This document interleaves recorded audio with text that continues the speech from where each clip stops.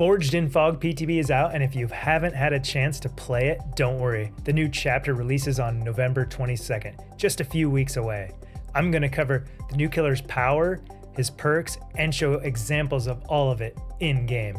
We also have the new survivor, and we'll showcase his 3 new perks as well with examples. Use the chapters to catch everything you are interested in. Let's get started. Let's check out his fit first. Just look at this guy. The Knight looks insane. I mean, the cosmetic potential on this guy is off the charts. But what is this deal with the hair coming out of his helmet?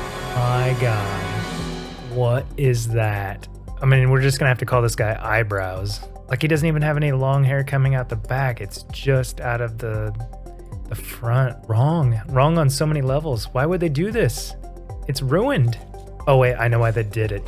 So when they come out with a cooler cosmetic, people will buy it just to get rid of this ugly helmet. Moving on, let's look at his power. Okay, let's take a look at the killer's ability, the Guardia Compagnia. It's a special ability where he is able to summon a guard. You tap the power button to activate the guard summon mode. Once activated, you move around to create a patrol path. While in guard summon mode, you can aim at a generator in progress, a down pallet, or a breakable wall and tap the attack button. This will summon a guard to complete a break action on the selected object. You can also tap the power button or drain the power gauge completely to end the guard summon mode. This will summon a guard who will follow and patrol the created path. There are 3 guards that are summoned in the same order each time. The Carnifex, who can break or damage objects faster, the Assassin, who moves faster during the hunt, and the Jailer, who patrols longer and is better at detection. Let's take a look at each one of these in action. As you can see here, the Carnifex performs the break action much faster than the other 2. Now let's take a look at the patrols. The Jailer is by far the best patroller. He has a patrol speed of 4.1 meters per second, a patrol duration of 24 seconds, and a patrol vision range of 14 meters. The circle of the vision range is much larger than the one on top, as well as the guard is patrolling the path much faster and for much longer.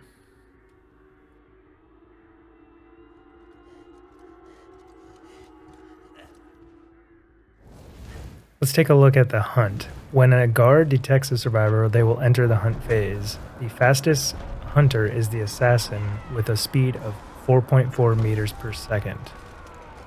The Assassin will also apply the deep wound status effect if they injure a healthy survivor. They will down an injured survivor though.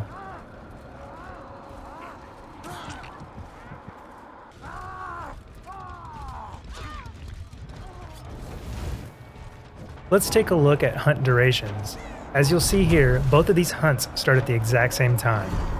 The Carnifex Hunt lasts for a total of 24 seconds, while the Jailer and Assassins only last 12 seconds. As you can see here, Ada is running away and the Jailer is running out of hunt time and is unable to catch the survivor before it wears out. Meanwhile, the Carnifex Hunt is still going on and they are able to down the survivor. One more thing to know about is the flag arming time. When a hunt starts, the guard places a flag on the ground. For the Carnifex, after 8 seconds, that flag is armed and a survivor can grab the flag to end the hunt. For all other guards, that arming time is 2 seconds. Listen for the horn to know when you can grab the flag. The survivor can grab the flag after the horn is played.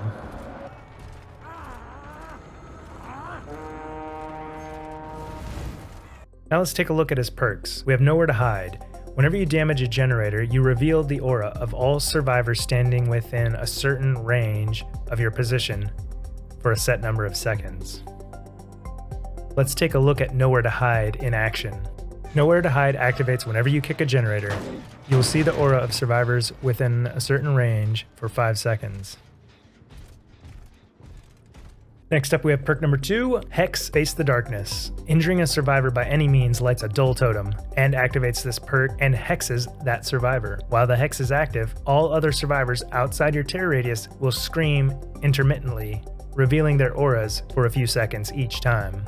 Other survivors can also see the aura of the cursed survivor for a few seconds. When the survivor enters the dying state, or becomes healthy, the Hex Totem becomes dull again, and this perk deactivates. The perk is permanently disabled once the Hex Totem is cleansed. Let's take a look at Hex Face The Darkness in action. Hex Face The Darkness is not currently active, so I need to injure somebody. Once injuring Quentin, the perk is now activated. You can see off in the distance there is a totem lit, and that is the Hex Totem. While outside of the terror radius, survivors will scream intermittently. If the Hex Totem is cleansed, the perk will be disabled permanently. And finally, we have the killer's last perk, Hubris. Whenever you are stunned by a survivor, that specific survivor suffers from the exposed status effect for a certain length in time. After activating, Hubris has a cooldown of a similar length in time. Let's take a look at Hubris in action. As you can see here, Hubris is activated when Quentin stuns me. Rather than break the pallet, I continue the chase. Quentin is still exposed here, and I down him in one hit. Give him the nodders. Alright, now let's take a look at the killer's Mori. If you don't want to see it, make sure you skip ahead to the next chapter.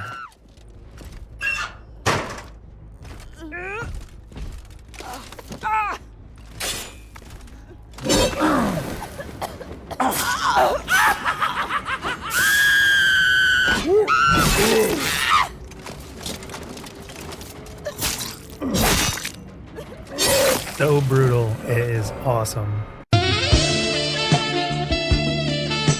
And here we have the new survivor and his outfit.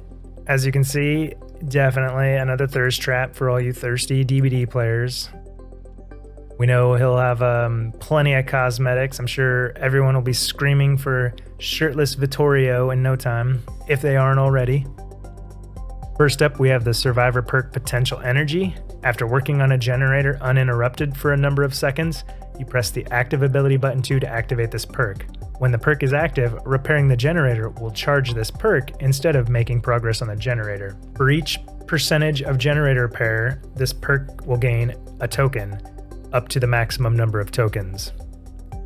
While this perk has at least one token and you are working on a generator, you can press the active ability button 2 to consume all of the tokens and instantly make generator progress for each token. However, if you lose a health state, you will lose all the tokens. Additionally, if you miss a skill check, this will also result in some lost tokens. Let's take a look at this perk in action. Once working on the generator, the perk icon starts to charge up.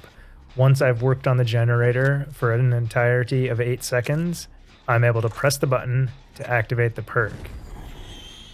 Now, while the perk is active, any progress made towards the generator is instead used to charge up this perk. 1.5 charges on a generator equals 1 token on the perk. It takes 27 seconds to fully charge this perk.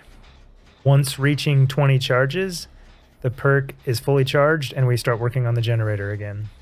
I'm able to hold on to these charges, but if I do get injured, I will lose all the charges, so it's important to find another generator and apply those charges.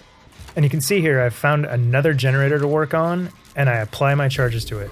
Let's take a closer look. Look at how much that jumps. That's 20% progress applied to the generator instantly, which is 18 charges. This perk could come in very handy in breaking a 3-gen in the late game, but you do lose the charges if you get hit, so look out. For perk number 2, we have the perk Fogwise. Hitting a great skill check while repairing a generator will reveal the killer's aura to you for a number of seconds. Let's take a look at this perk in action. As you can see, as I'm working on the generator and I hit a great skill check, I'm able to see the killer's aura. Here's another example.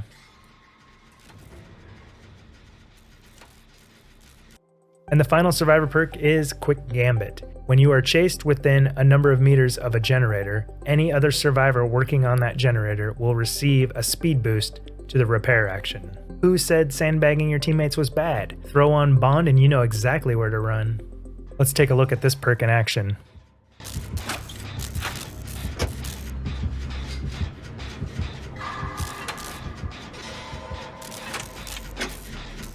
I think that little icon came up meant the person being chased was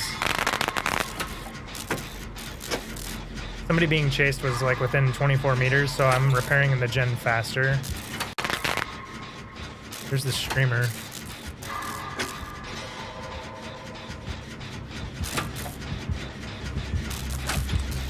Well, that's it for this week. Stay tuned for the next episode as we talk about the flashlight changes and how this significantly buffs the flashbang perk. We'll also be coming up with a top 3 episode for the perk alert. So make sure you smash that thumbs up and subscribe so you get notified when those videos come out. Thanks for watching, and we'll see you next time. Where the hell is Bill?